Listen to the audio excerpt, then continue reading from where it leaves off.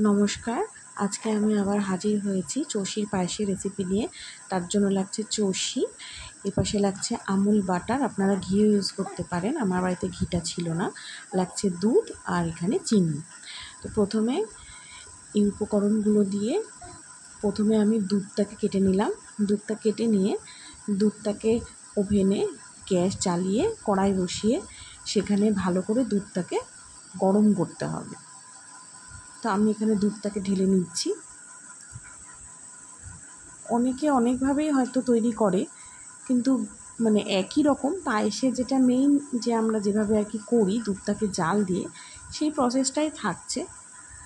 আর তাছাড়াও তো অনেকেও চালের পায়েসও তৈরি করে, সেখানে দুধ অত জাল দেওয়ারও প্রয়োজন হয় না। তবে এখানে দুধটা যদি একটু জ্বালিয়ে নেওয়া হয় তাহলে না দুধটা যত ঘন হবে পায়েসটা খেতে তত আমার মনে হয় স্বাদটা বেশি হয়।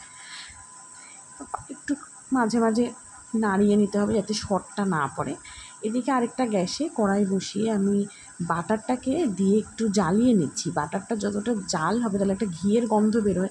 যেহেতু আমার ঘিটা বাড়িতে অ্যাভেলেবেল নেই, সেহেতু বাটারটাকেই একটু জ্বালিয়ে আমি ঘি তৈরি করে নেব। তো এখানে বাটারটা একটু জাল দিয়ে নেব। বাটারটা একটু ফেনা ফেনা মতো হবে, দেখবেন গন্ধটা ছাড়বে, তখনই বুঝতে পারবেন যে বাটারটার থেকে ঘিটা তৈরি হচ্ছে। এখানে হাতটা ধুয়ে হাত মুছে আমি বাটারটাকে একটুখানি নাড়িয়ে নেব। এরপর একটা পাত্রের মধ্যে চষিটা যতটা আমার পরিমাণে লাগবে ততটা আমি চষি নিয়ে নিচ্ছি। চষির পায়েস আমি এখানে আজকে রান্না করছি, এটা প্রথমবার, তাই ভাবলাম আপনাদের সঙ্গে একটু শেয়ার করি। এবার চষিটাকে ঢেলে নিচ্ছি বাটারের মধ্যে দিয়ে এটাকে ঘন ঘন নাড়তে হবে যাতে তলায় লেগে না যায়, তাহলে গন্ধটা কিন্তু অন্যরকম হয়ে যাবে। এরপর চষিটাকে নাড়তে নাড়তে একটু লালচে লালচে মতো ভাজা হবে আর একটা সুন্দর গন্ধ বেরোবে, তখন আপনারা বুঝতে পারবেন যে চষিটা ভাজা হয়ে গেছে।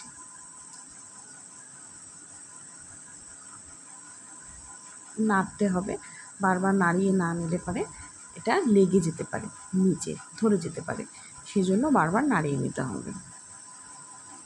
আপনারাও ট্রাই করবেন চষির পায়েস, আর এখন তো কেনা চষি পাওয়া যায়।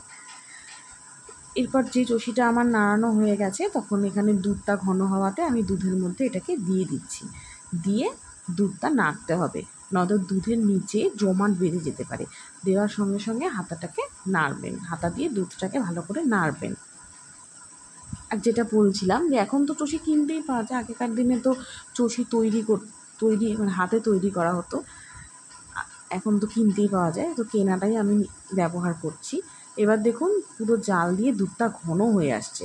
আর আমি না এখানে একটা তেজপাতা দিয়েছি, সেই ক্লিপটা আমার আর নেওয়া হয়নি, আপনারা তেজপাতা দেবেন, তাহলে খুব সুন্দর একটা গন্ধ হবে।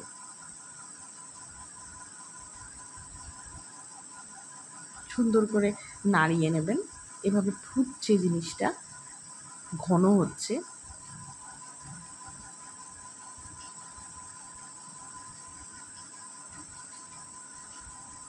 চষির পায়েসটা বেশ খেতে ভালোই হয়।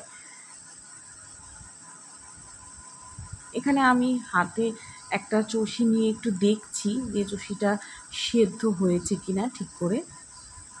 তো দেখবেন চষিটা হাতে নিয়ে একটু সেদ্ধ বলতে চষিটা একদম চালের মতো হাত দিয়ে টিপ দিলেই ভেঙে যায় না, চষিটা একটু একটু শক্ত শক্তই থাকে, কিন্তু আপনি ধরলে বুঝতে পারবেন একটা পিচ্ছিল পিচ্ছিল ভাব চলে আসে, তাহলে বুঝবেন যে সেটা সেদ্ধ হয়ে গেছে।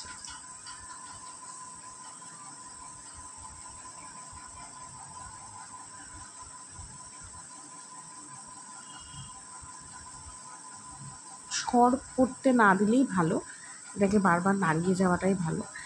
এরপর আমি একটা এলাচ থেতো করে, দুটো এলাচ নিয়েছি, এটাতে একটা সুন্দর ফ্লেভার হয় এবং সুন্দর একটা গন্ধ হয়, সেই জন্য এলাচটা দিচ্ছি। দুটো এলাচকে আমি গুঁড়ো করে নিলাম, গুঁড়ো করে নিয়ে এই যে দিয়ে দিলাম পায়েসের মধ্যে। এবার এটাকে কন্টিনিউ নাড়তে হবে।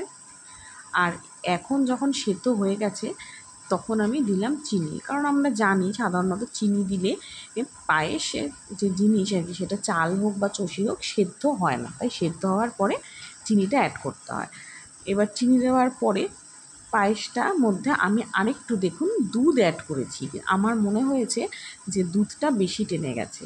এবার জিনিসটা তো ঠান্ডা হলে আরও টেনে যাবে, তখন খেতে ভালো লাগবে না, সেই জন্য আরেকটু আমি দুধ অ্যাড করেছি। এবার এটাকে কন্টিনিউ ফুটতে দিতে হবে।